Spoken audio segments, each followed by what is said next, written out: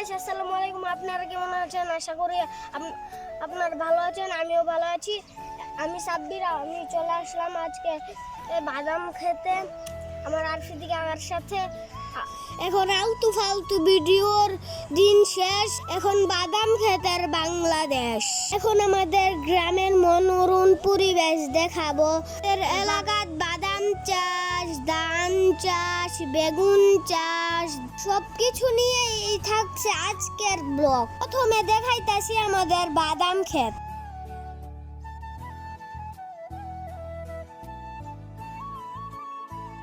তো গাইস, এটা হলো বেগুন ক্ষেত।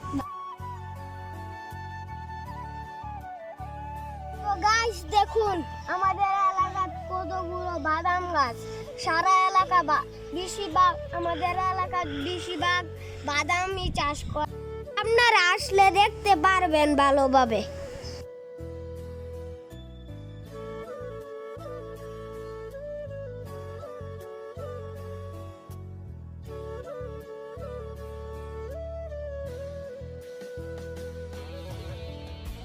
আপনাদের কাছে বাদাম ক্ষেত কেমন লাগে কমেন্ট বক্সে জানিয়ে দিবেন। আমার কাছে অনেক ভালো লাগে।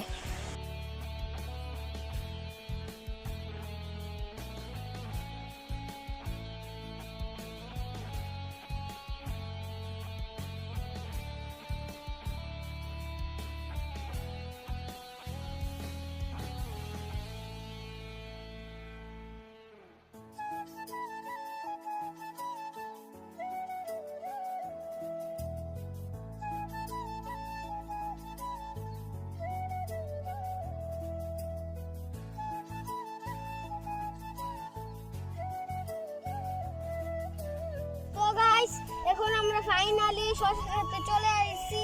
এখানে জাল দেওয়া, তাই আমরা কিছু দেখতে পাচ্ছি না। সূর্যের তালুতে কিছু কিছু দেখা যায়।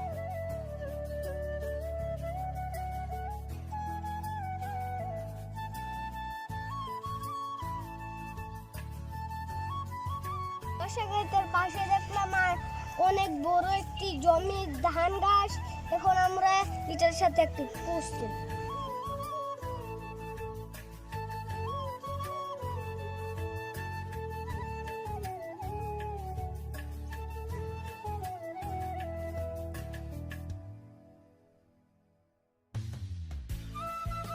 আজকের ব্লগটা যদি ভালো লাগে, ফেসবুক পেজ ফলো করে দেওয়া যাবে, ইউটিউব চ্যানেলটা সাবস্ক্রাইব করে দিবেন।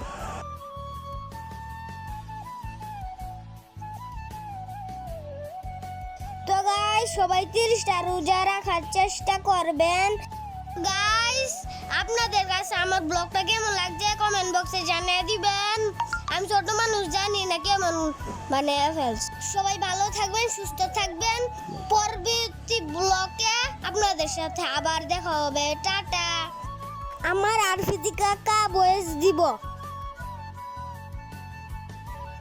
আসসালামু আলাইকুম ভিউয়ার্স, সবাই কেমন আছেন? আশা করি সবাই ভালো আছেন। আপনার দোয়া আল্লাহর রহমতে আমি অনেক ভালো আছি।